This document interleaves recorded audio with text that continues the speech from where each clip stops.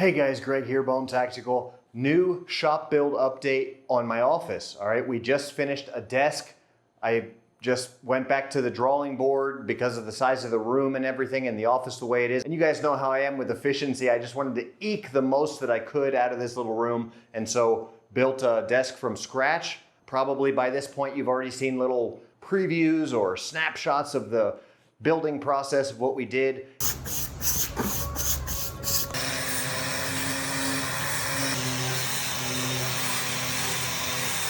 And right now I'm just gonna walk you through it. So I used a few different kinds of galvanized steel tubing. I used 2x4 steel tubing for some structures here, Tapconned everything into the wall. Those are basically the braces holding up the desk itself. There's 3 of them, one there, one in the corner, and one there. That allows me to keep the floor nice and clean and everything up off the floor that I don't want on the floor, including no desk legs. 1x2 galvanized tubing makes up the frame of the desk. 1x1 makes up the drawers. For grab rails, I just kind of stuck on a little bit of smooth rebar. Repurposed Guanacaste wood, very light, very rot resistant wood. And once you actually take the time to sand it all down and everything, it's very, very beautiful. This was just a really old, nasty looking tree that I pulled out of the jungle and didn't really know if any of the wood was even any good or not, and was able to salvage just basically all that was left was enough to do this desk, and then a little bracket mount here for the printer out of the same wood. If you guys remember, I did the first shelf I did was up here where the security camera system is housed, and then some other backup battery stuff. This one in particular is from Yolanes, basically an electric generator. It's a battery backup system, still going strong. The Onwote security camera system, still going strong as well. I'm gonna link as much of this stuff down in the description as I can. So a lot of this stuff is sponsored gear that I'm using and testing, and it's working well. So definitely go and check out those links if you wanna purchase good stuff. The Onwote security system is doing great. That Yolanes battery backup is doing great. Here's another PowDeom battery backup, okay?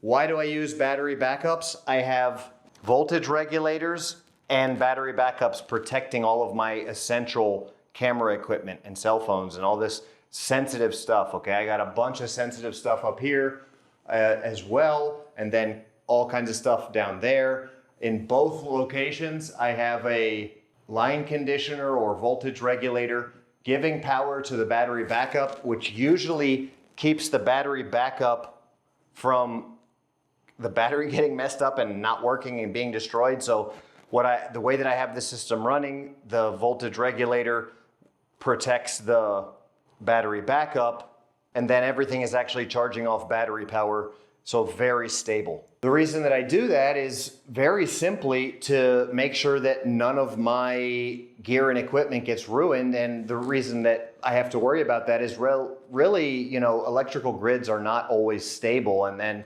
you have blackouts, brownouts, power surges, and stuff like that that can destroy gear. And so I have a system that protects my sensitive stuff like camera equipment, computer, stuff like that, all right? All that kind of stuff. And I don't want electrical issues. I don't want batteries blowing out. I don't want stuff shorting out and getting ruined. So I do the system, and that's the way that I do it. So like I say, we've got drawers here. I have some, you know, of course, a caliper for measuring anything that I need to measure. I've got a little face mask here, pens and pencils, all of my design gear for drawing up new knives. I draw my knives by hand on engineering sketch paper. I've got my little kit here that I use for, you know, drawing up knives. And so that's what we got going on in there. My computer, I've got a ladder here for access to all that stuff that's up there, making best use of the room there. And then of course the old war club for if anything should require war clubbery here in the office. But all that aside, just kind of wanted to show you guys the desk system here. And so, that's it in the background. That's it. And I hope you guys enjoy. I hope you like the desk. Hope you like the new setup. Questions, comments below. Let me know what you think, what you would have done differently. So the wood, basically, like I said, it was just a big block of wood. I chainsaw cut it the best I could, and then cut the length and the width, got it as close as I could to 1 inch, bolted it all down, cleaned up the back sides and all around the outsides of it, painted it, and then used an orbital sander to sand down the top of it and get it as smooth as I could, and then finally painted the top side. And that's kind of how it's got, just did a varnish is all I used. Just a little varnish, and that's how it's got that beautiful, clear pop to it. Used a cheap Sherwin-Williams marine grade varnish, which is not actually marine grade, it's just the cheapest varnish I can get. And it's gonna be a working desk, so I didn't use any kind of polyurethane. I would have recommended polyurethane if I, was doing something I wanted to last forever or really beautiful furniture that I was never gonna use, hard use, but I'm gonna be working on this desk, doing all kinds of stuff. It's gonna get nicked and scratched. So I just used a quick supposed marine grade Sherwin-Williams varnish, because it's, although it's not the best and it's really not even that UV resistant or anything, we're inside here. And, that's kind of all I needed to do what I wanted to do with that. Galvanized. Why did I use galvanized tubing for the structure? Because I wanted it to last longer, not have rust spots all over the place as much as it would be rusting. You can always paint, but intricate work like this, and then when there's overlapping pieces of metal and stuff and you have to weld, you're always going to be burning the paint off. And there's always going to be parts you can't weld. There's always going to be parts you can't paint when you're welding, or get to, or paint as well, or mistakes, especially if I've got somebody helping and they're not as good with attention to detail as I am, then, so I used galvanized in order to try and keep as low as possible the risk of having any kind of rust spots on there or getting any rusting, corrosion.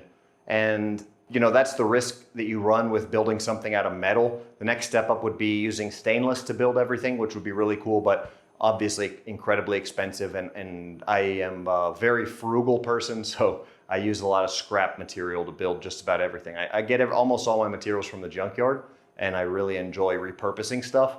And I don't like, I don't see the point of spending a lot of money on something when that money can be used to help others, especially, or, do good for the community or anything like that, which is what I'm much more passionate about than building luxury items. This is all functional, heavy use stuff.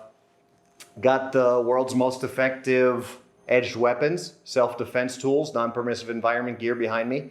Definitely check all that out. If you're interested, this is what I do for a living, is make this stuff. This is how we're able to build this amazing shop, and this is where we build all this stuff. So thanks for tuning in. I hope you enjoyed this video of my Dream Shop build update of my current office configuration, getting to the final stages of finally finishing up the office. I think the last things I need to do is install a little bit more lighting, and then we're good to go in the office. Thanks for watching. Bone out.